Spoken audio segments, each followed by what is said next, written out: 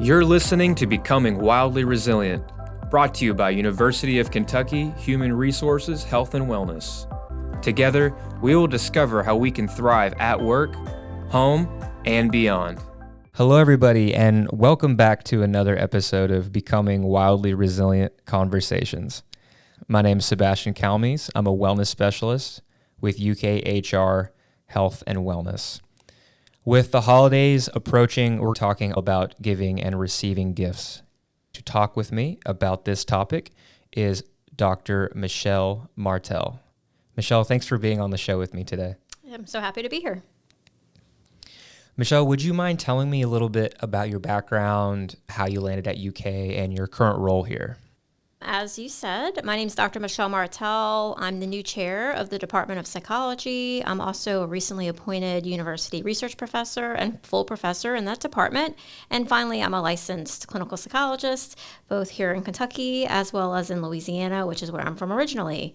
I've been here at UK for almost 12 years now. It's amazing. Time flies when you're having fun. I came here from University of New Orleans and was stolen away by University of Kentucky. And I have loved being here, which is why the years have just flown by.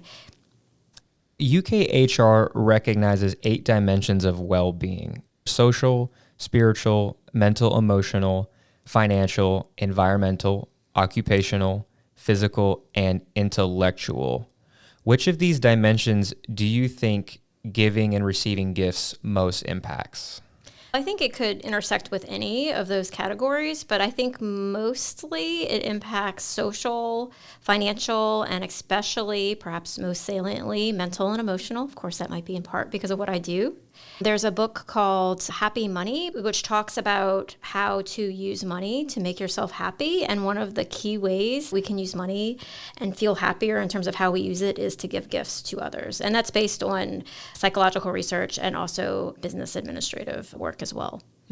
That sounds like an interesting book. What are some other big ideas in that book?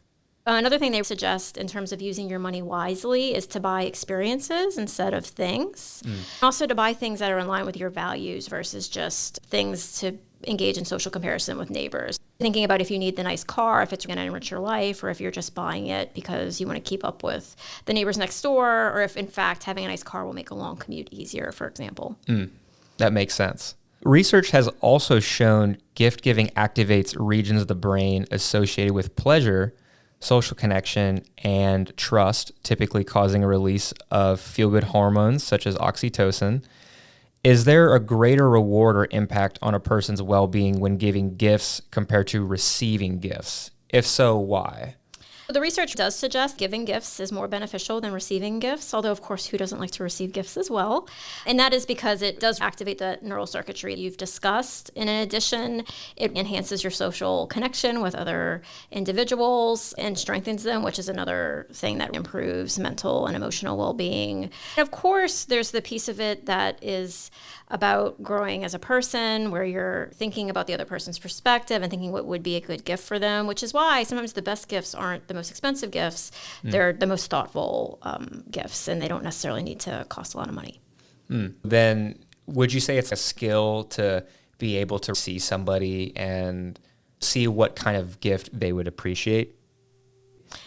I think it's a skill for sure, and something I think we could all learn to develop more. It's also true to give a good gift, you don't necessarily need to have that skill. Having been raised by a single father, we used to always keep a kind of rolling list of gifts for one another because I love my dad, but that wasn't his skill set, was figuring out what was the best present for a teenage girl.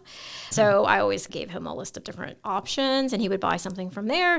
You don't have to always have the perfect gift idea. You can ask for a list or buy a gift card that's for a certain set of stores, but allows them some options within that to buy what they want. It sounds like when we become more intentional with gift giving, that's when we're not so much worried about how expensive it is or how grand it is, but how it's going to make that person feel. It sounds like there's a stronger emotional connection to it. Do you think if you were to receive a gift that made you feel seen, would that gift be dearer to you than a gift you had no interest in? Yeah, I certainly think sometimes small things can be very meaningful if it's picked out by someone who knows you well, who knows the kinds of things that mean a lot to you. For example, about a year ago, work was hard. I was just coming into the chair position, and one of my faculty members left me a hazelnut chocolate bar in my box. It wasn't the most expensive gift, but this person knew enough about me to know I was going through a stressful time, that chocolate's one of my go-tos, and in particular, I like hazelnut chocolate. So it was just a very touching and thoughtful gift. Yeah. And obviously it didn't cost a lot of money, but still. So it sounds like timing too. It was just Fortuitous, right? Yeah, absolutely. For sure. I was doing a chair massage event at an area here at UK recently, and one of the participants gave me a little macaroon, and she was like, "Hey, I got this for you." I was busy working and checking in people, and I was just stunned. I was like, "Oh, wow, that's really kind. Thank you."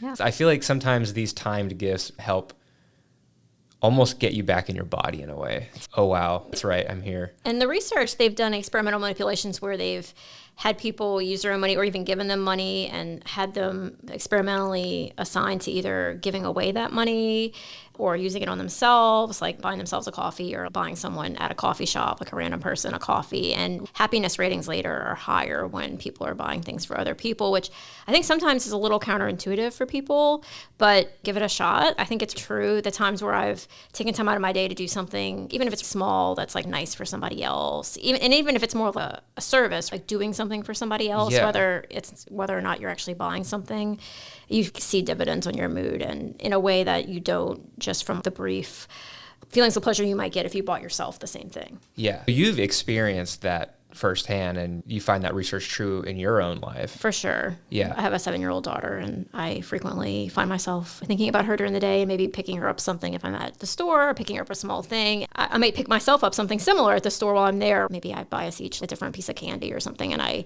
have long forgotten about myself something. When I give it to her later, I have a bonus positive mood feeling where I thought about her at that time. I see her excitement to get it, and I'm excited to give it to her. And it's a nice cascading positive experience. Yeah, that's great. In my own experience too, I don't remember where, but I read this quote, and it was something like, if you're feeling down, get out and help somebody, or get out and serve somebody.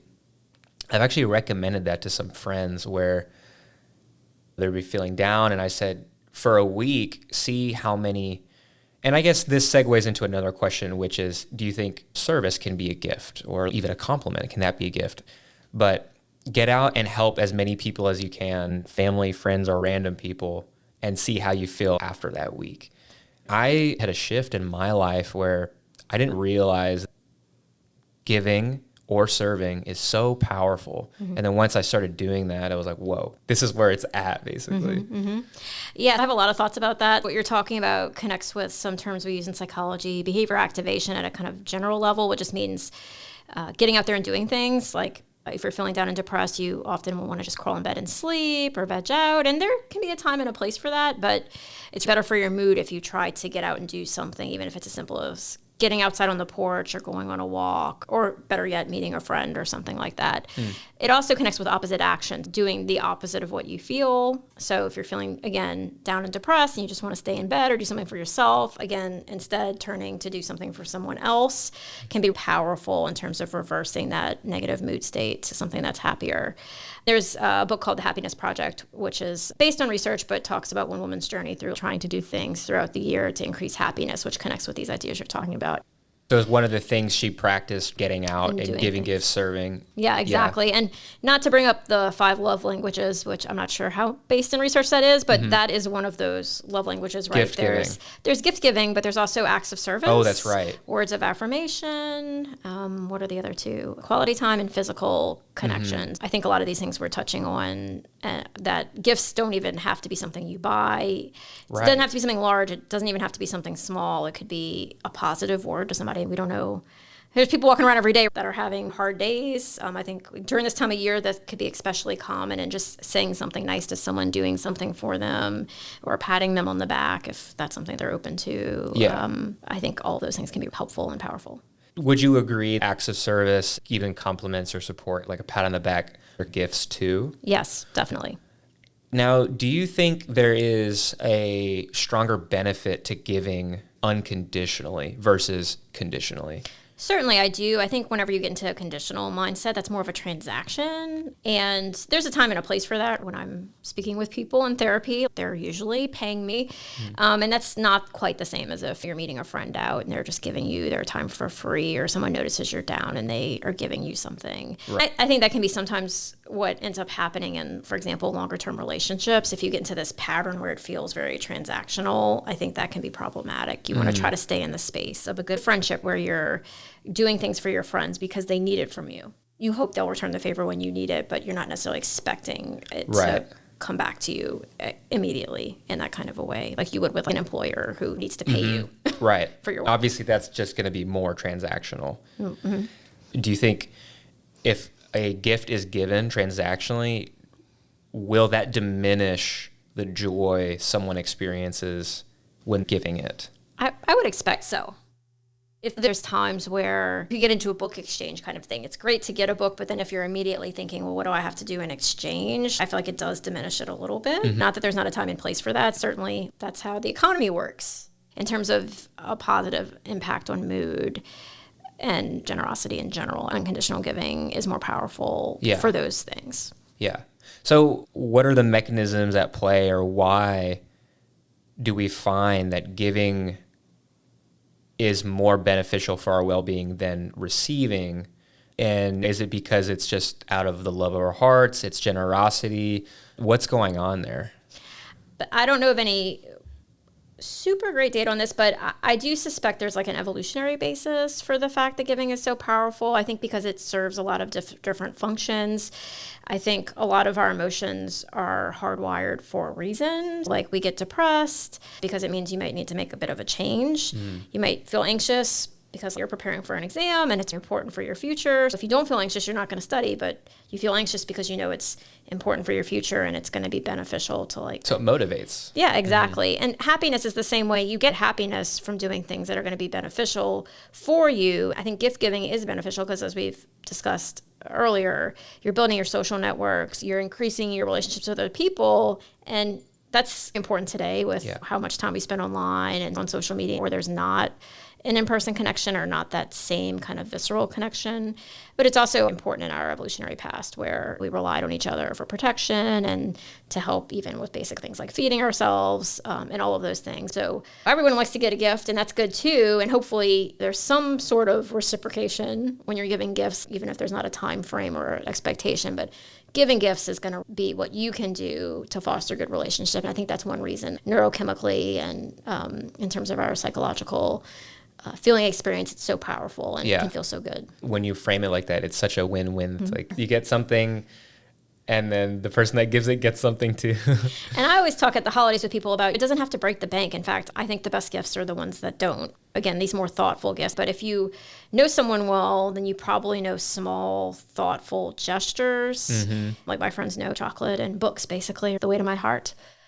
And those are not expensive things, but probably mean more to me than if someone was to drop a lot of money on some expensive clothing item, for example. Yeah, I totally agree. I'm a book person too.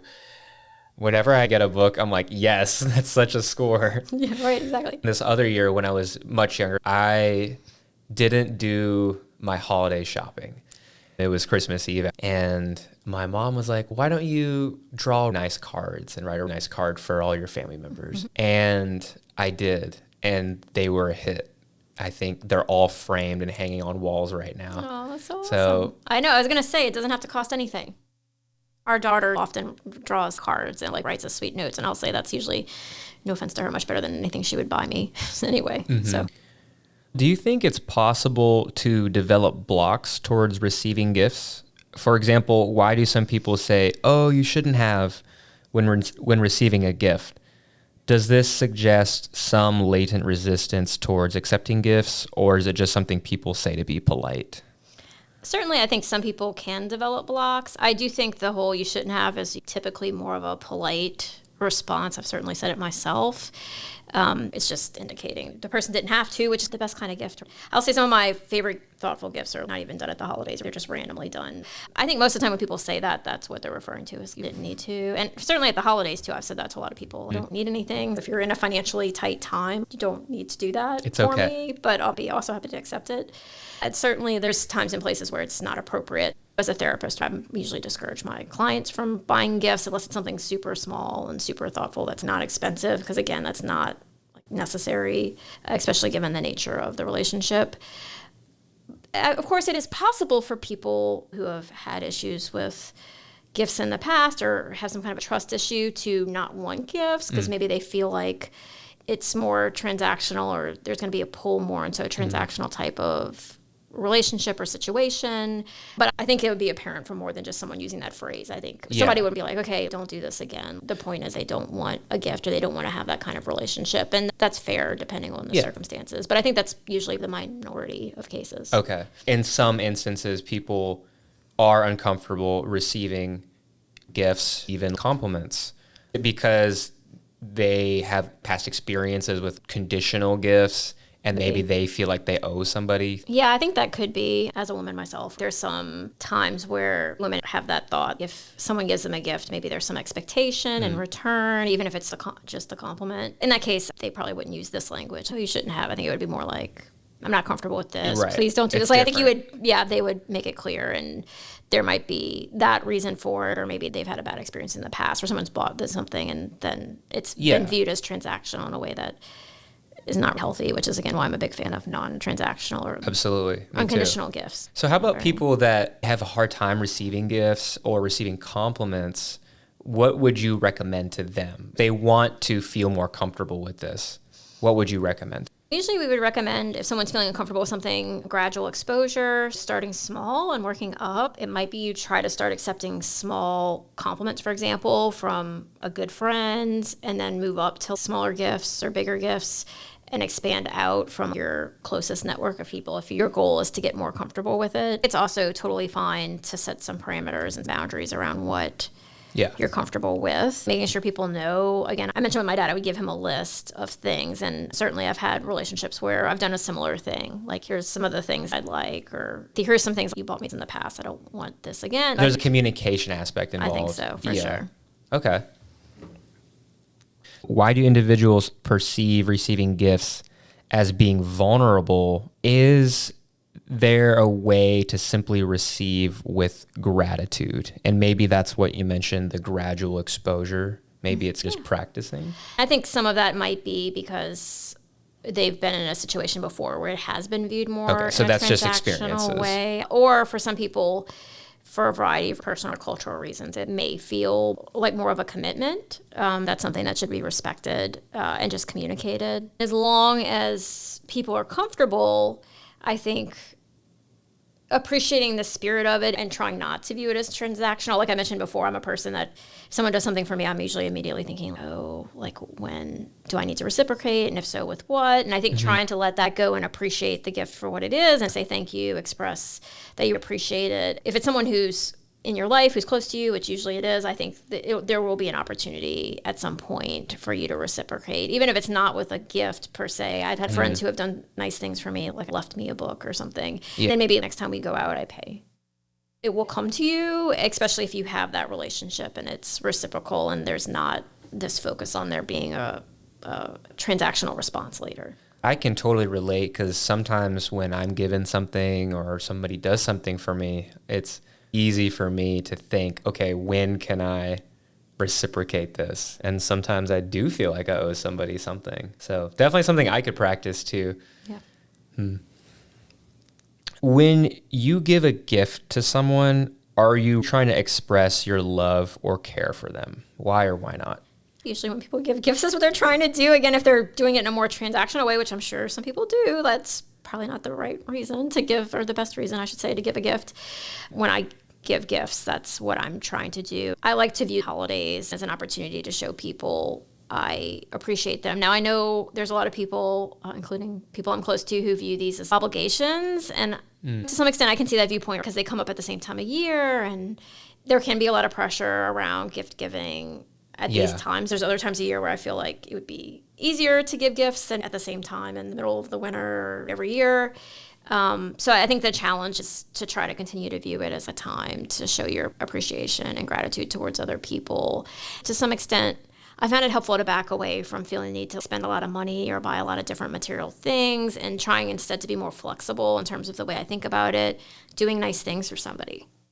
Maybe the best thing you can do for someone around the holiday season is help with cooking or help them run errands. I know I would appreciate that just as much or more than someone buying me something. Which applies to the love languages we were speaking of earlier. Exactly. Or saying something nice that you appreciate them doing. Again, some of these times of year can become financial stressors for people because of gift giving. And I always encourage people, maybe the best thing you can do is a card or giving a book you read you think they would like, something that's not going to be expensive or is going to be free that might be even more meaningful. And finally, sometimes it's helpful to shift to experiences. Like maybe the family one year doesn't do a big holiday thing, but instead they go on a trip. In the beginning of the conversation, you mentioned having experiences or spend more on experiences. Can you tell me more about that? Yeah, that was the book called Happy Money that talks about the best ways to spend your money to increase your happiness, along with gift giving or giving things to other people included spending money on experiences versus spending money on material items. I know a lot of my friends have shifted to a model like that, perhaps in part too, because at some point we don't need more stuff. Right. I'll just speak for my daughter who's 7. I always go through all of her toy chest before the holidays. And sometimes it's more meaningful for us to take a trip, go to the water park or something, you know, as a family, that's a more meaningful kind of experience. I know a number of my friends have shifted to a model like that where they buy something small, but then do an experience instead of spending a bunch of money on a bunch of different gifts. The first time I heard about that was from my grandmother. She told me that her and her husband like to go to nice restaurants. And they're like, oh, we like experiences. That's always stuck with me. It seems in an experience, it lasts way longer than a material thing. I feel like it just opens you up more. This connects you with the world. You can definitely learn more from those experiences. It can shape your whole life. As kids are aging, I feel more and more the toys you give them, they don't play with very much because they're developing their own interests and can be harder to figure out. If you know of an experience that may be more impactful, and sometimes giving them some money or gift cards or things, they can have some choice in their own stuff can also be helpful, especially as they're getting older. And with the experience, it's highly social driven because typically when we think about spending on experiences, that's with people. You could gift material things that you share, but typically when we think about experiences, it's things we're going to share with people. Yeah, exactly.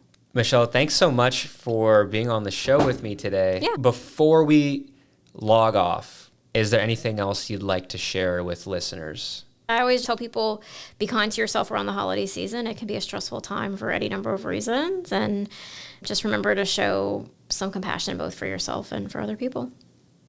Thank you for listening to this episode of Becoming Wildly Resilient Conversations. Dr. Michelle Martel helped us learn that giving unconditional gifts has the power to elevate our mood and strengthen our social connections. When we prioritize giving in a non-transactional way, we experience more joy and well-being. We also learned oftentimes the most memorable gifts are small, homemade, or inexpensive. What counts in a meaningful gift is the love you wish to express to someone. Love that is given freely with no expectation for something in return. This holiday season, consider switching things up with the family. Instead of spending a lot on gifts, consider a family trip or experience. Michelle reminded us that shared experiences tend to have stronger, more lasting positive effects on our well-being as opposed to giving and receiving material things. Thank you for listening to Becoming Wildly Resilient. This podcast is brought to you by University of Kentucky Human Resources, Health and Wellness. We offer a wide range of online and in-person services to support the well-being of UK employees, retirees, and their spouses.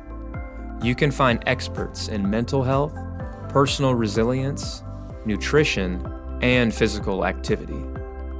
We're ready to meet you where you are and address your unique needs. To learn more about the work, life, and well-being services offered by UK Human Resources, visit hr.uky.edu/wellbeing.